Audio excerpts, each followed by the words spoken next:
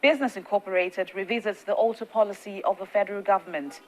The Minister of Industry, Trade and Investment, Mr. Olusegun Aganga, has hinted that a finance scheme will be launched in the next 4 months that will assist Nigerians buy locally manufactured cars. Because of the nature of the industry, you have different tariff levels for different components.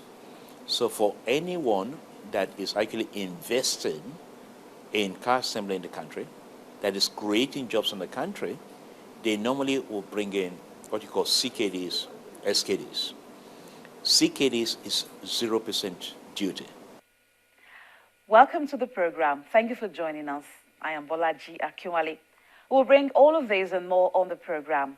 You don't want to miss it. But first, let's take a look at some business headlines that made the rounds during the week.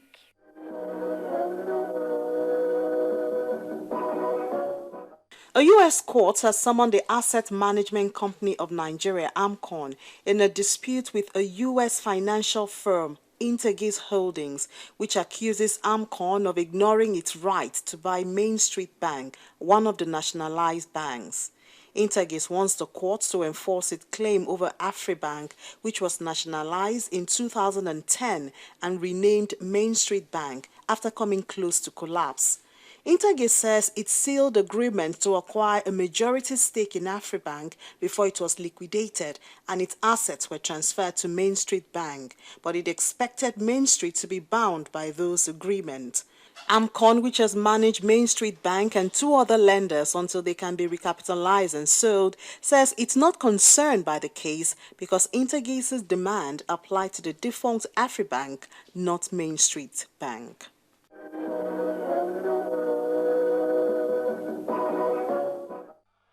The House of Representatives has endorsed the new cement policy and the usage of 42.5 MPa grade cement for standard construction works in Nigeria.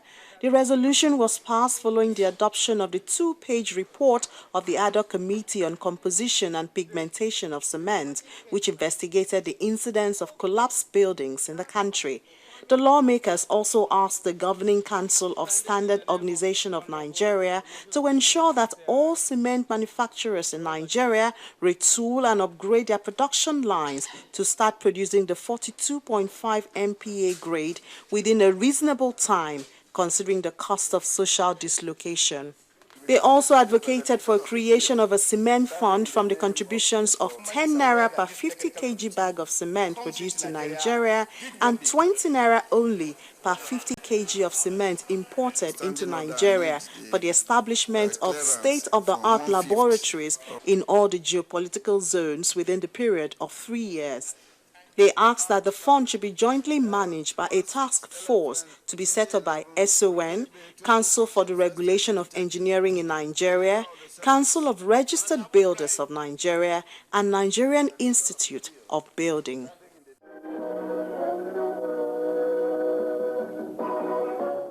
The Central Bank of Nigeria has released new directives on the issuance of credit facilities by financial institutions.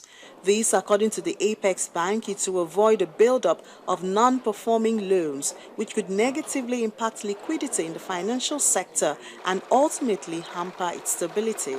The 8-point directive, which took effect from July 1, include that no institution shall, without the prior written approval of the CBN, grant a facility to a potential borrower who is in default of any existing facility to the tune of 500 million naira and above in the case of deposit money banks, and 250 million naira and above in the case of development banks and banks in liquidation. No institution shall, except with the prior written approval of the CBN, grant a facility to any potential borrower who has a delinquent facility of any amount whatsoever which has been taken over by the Asset Management Company of Nigeria. All institutions are also reminded that it is mandatory to perform credit checks on a potential borrower on CRMS and from at least 2 credit bureaus. Meanwhile, the CBN says the prohibition threshold may be reviewed by the CBN from time to time with the aim of inculcating responsible and appropriate credit culture in borrowers.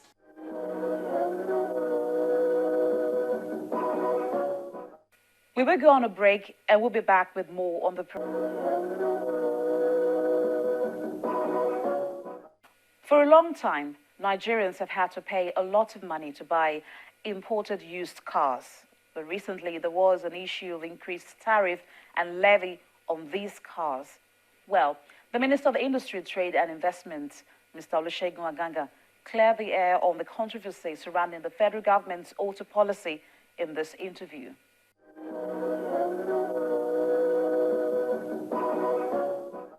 Thank you, Honourable Minister, for your time with us on the program. First of all, there is the allegation that the federal government has increased the tariff on imported used cars to 70%. Is it true?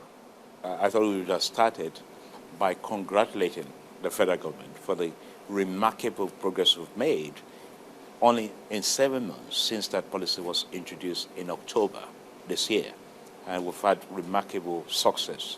I'll come back to that later. But in terms of clarification, and I think that's very important, it is not true. It's a misunderstanding, and that article is actually very misleading. It's not true that the tariff for used cars is now 70%. That's not true. It remains 35%. That's number one. The second allegation that all new cars coming to the country today, that the tariff is 70%, is also misleading and not true. As we've made very, very clear when the policy was introduced, because of the nature of the industry, you have different tariff levels for different components. So for anyone that is actually investing in car assembly in the country, that is creating jobs in the country, they normally will bring in what you call CKDs, SKDs. CKDs is 0% duty. And we've started implementing that in January, not July. That's why Nissan was able to assemble their first cars in April. They also bring in, CKDs are completely knocked down parts. Now they also bring in SKDs. SKDs are semi-knocked down parts. And then 2 stages, SKD1, SKD2. SKD1 is 5% duty. We started implementing that since January. SKD2 is 10% because there's a bit of value addition when you bring that in.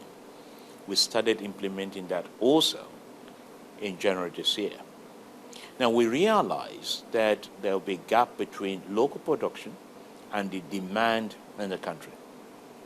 To encourage local production, we said for those that are producing locally, they will be able to import cars to meet that gap based on their local production at 35%. So anyone buying cars in the country, the maximum will be 35%. But bear in mind that these people also have brought in CKDs at 0%, SKDs at 5%, SKD2 at 10%. So the blended rate is only between 20 and 25%. That was why, when we were working together to develop the policy, that Association of Auto Manufacturers in Nigeria, gave an undertaking that there would be no price increase. And that was why, when that article came out 2 days ago, they issued a press statement saying none of their members will or plan to increase prices.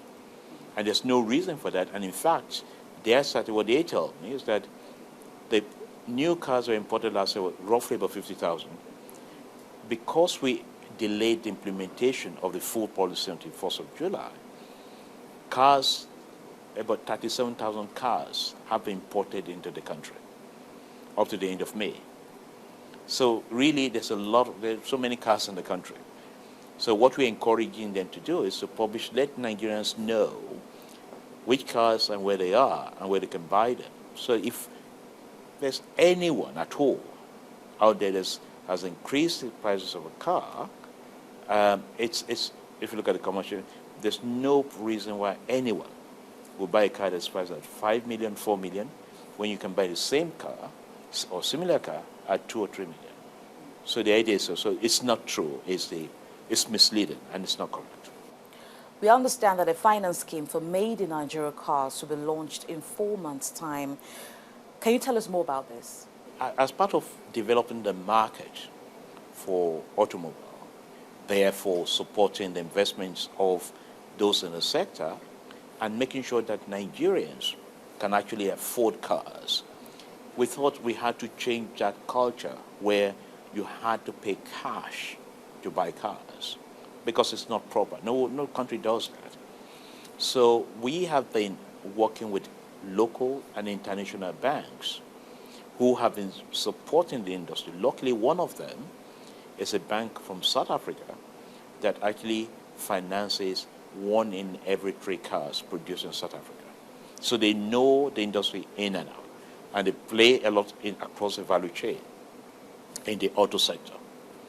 So we're working with them to develop a scheme for cars that are assembled in Nigeria, again to help increase the productivity for job creation, and of course to reduce the pressure on for reserves and all that. The whole idea is that we are almost there, and the terms we are negotiating is a 4-year vehicle purchase scheme at around approximately 10% interest rate. Now, when you compare that, when you go to the market today, minimum you get is at least above 20%. We're doing that also deliberately to help those who rely on used car markets. Because our research tells us that the 2 main reasons why people use used cars, there are other reasons, but the 2